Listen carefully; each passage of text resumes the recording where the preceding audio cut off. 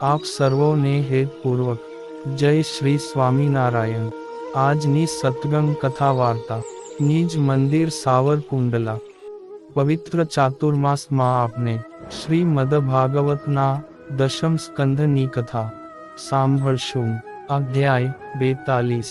શ્રી શુકદેવજી બોલ્યા, હે રાજન, પછી રાજમાર્ગમાં જતા શ્રીકૃષ્ણે એક તરુણ સ્ત્રીને જતી જોઈ। તેણે શરીર પર વિલેપન કરવાના ચંદનનું પાત્ર હાથમાં લીધું હતું।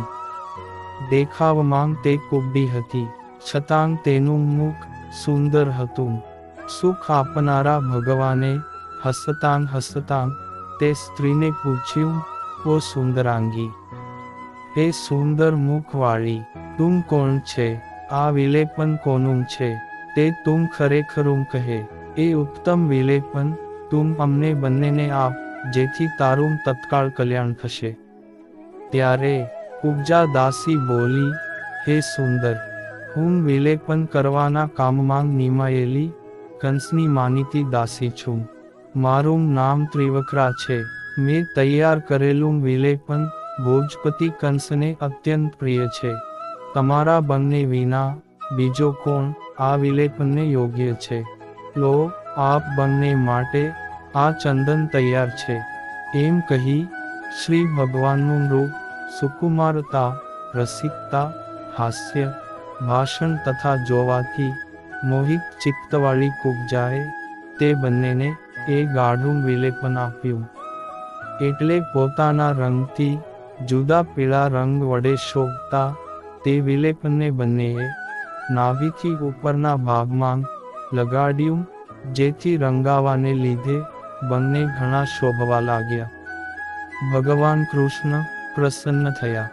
તેમને પોતાના દર્શનનું ફળ પ્રત્યક્ષ બતાવવા માટે સુંદર મુખવાળી છતાં ત્રણે અંગે વાંકી કુબ્જાને સીધી કરવાનો વિચાર કર્યો।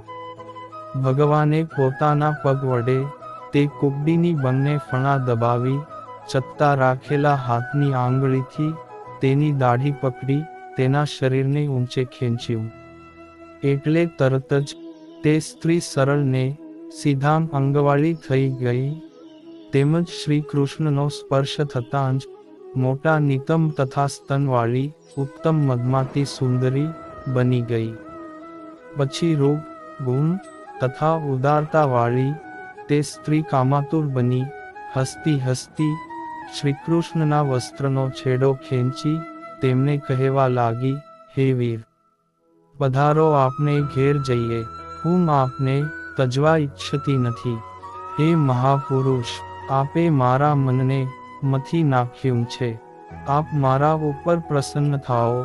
એમ બળરામના દેખતાં તે સ્ત્રીએ શ્રીકૃષ્ણ પાસે માગણી કરી। એટલે શ્રીકૃષ્ણે બળરામ તથા અનુયાયી ગોવાળિયાઓના મુખ સામે જોઈ હસતાં હસતાં તેને કહ્યું, હે સુંદર ભ્રુકુટીવાળી, હું મારું કાર્ય સાધ્યા પછી તારે ઘેર આવીશ।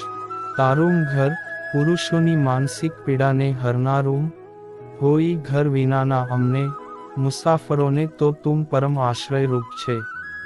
આવી મધુર વાણીથી તેને વિદાય કરી શ્રીકૃષ્ણ માર્ગમાં જતા હતા તે વેળા વેપારીઓએ અનેક જાતની ભેટો, તાંબુલ, પુષ્પમાળા તથા ચંદન વડે તેમની અને તેમના મોટા ભાઈની પૂજા કરી। સ્ત્રીઓ તો તેમનું દર્શન થતાં કામના આવેશથી પોતાનું ભાન જ ભૂલી તેઓના વસ્ત્રો, અંબોડા અને કંકણો સરકી પડ્યા અને ચિત્રમાં ચિત્રી હોય તેવી નિશ્ચેષ્ટ થઈ ગઈ।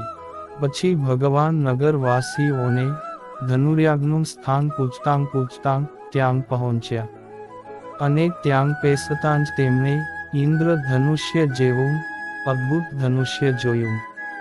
અનેક પુરુષો તેની રક્ષા કરતા હતા, તેનું પૂજન કરેલું હતું અને તેની શોભા ઉત્કૃષ્ટ હતી।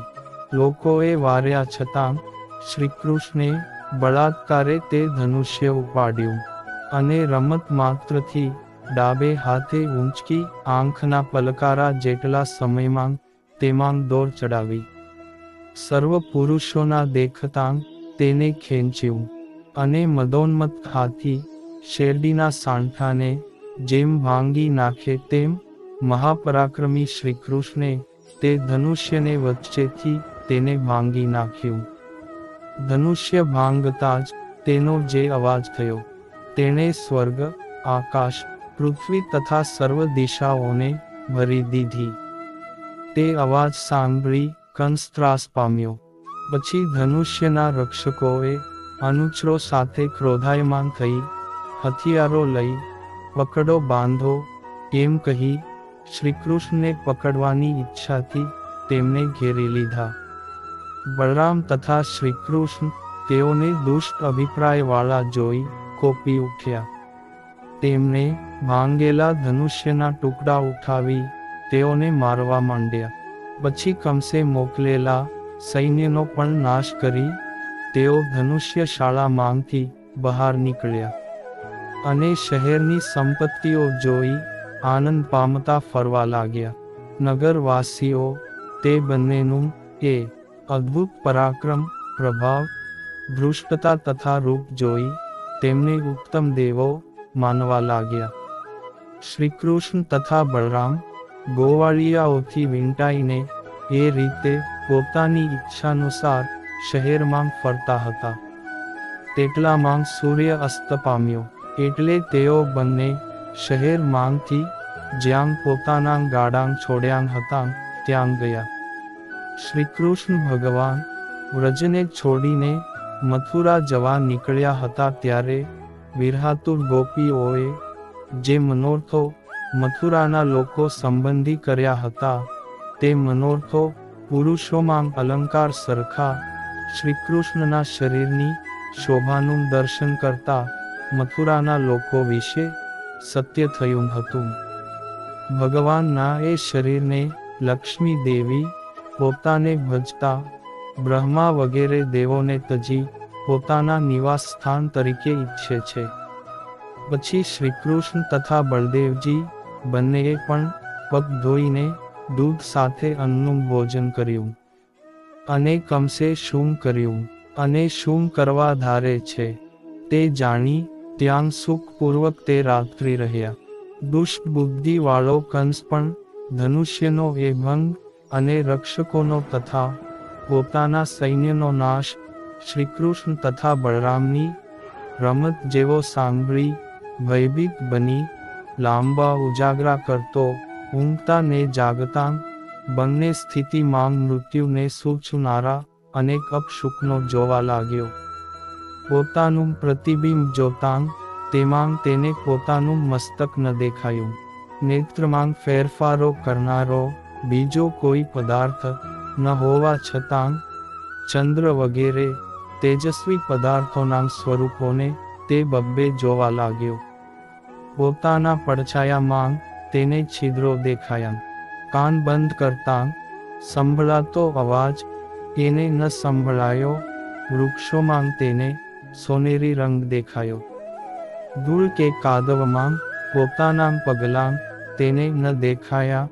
સ્વપ્નમાં તેને મૂળદાન ભેટતાં ગધેડા ઉપર સવાર થતો, ઝેર ખાતો અને પોતે એકલો જાસૂદની માળા પહેરી શરીરે તેલ ચોળી નિર્વસ્ત્ર જતો હતો. આવાં બીજાં પણ અનિષ્ટો ઊંઘતાં અને જાગતાં જોતો તે મરણથી ભય પામ્યો. તેને ચિંતાથી નિદ્રા આવી નહીં. પછી હે કુરુવંશી રાજા, રાત્રિ વીતી, સવાર થયું અને સૂર્ય જળમાંથી બહાર નીકળ્યો અર્થાત ઉદય પામ્યો. ત્યારે કંસે મલ્લક્રીડાનો મહોત્સવ ચાલુ કરાવ્યો. પુરુષોએ મલ્લક્રીડાના સ્થાનની પૂજા કરી તુરી અને ભેરી નામે વાજાંગ વાગવા લાગ્યા. પુષ્પોની માળા, પતાકા અને વસ્ત્રોના તોરણોથી મંડપો શણગાર્યા. તેમાં ઉપર શહેરના તથા દેશના બ્રાહ્મણો તેમજ ક્ષત્રિયો વગેરે સુખપૂર્વક બેઠા. રાજાઓ પણ યોગ્ય આસને બેઠા. પ્રધાનો સાથે કંસ પણ બીજા ખંડિયા રાજાઓ વચ્ચે રાજ સિંહાસન પર બેઠો. જો કે તેના હૃદયમાં વ્યાકુળતા હતી. વાજાનો વાગવા લાગ્યા. મલ્લોના તાબોટા વાજાંગોને પણ દાબી દેતા સંભળાવા લાગ્યા. અને સારી રીતે શણગારેલા ગર્વિષ્ઠ મલ્લો પોતપોતાના આચાર્યો સાથે ત્યાં સારી રીતે ગોઠવાઈ ગયા.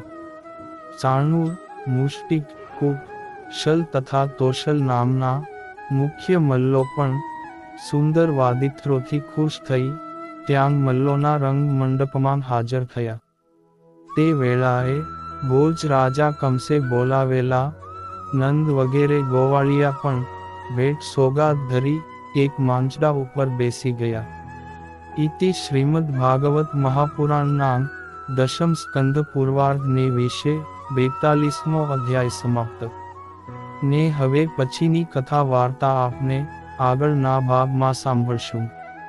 અત્યારે આપ સર્વોને ભાવથી જય શ્રી સ્વામિનારાયણ.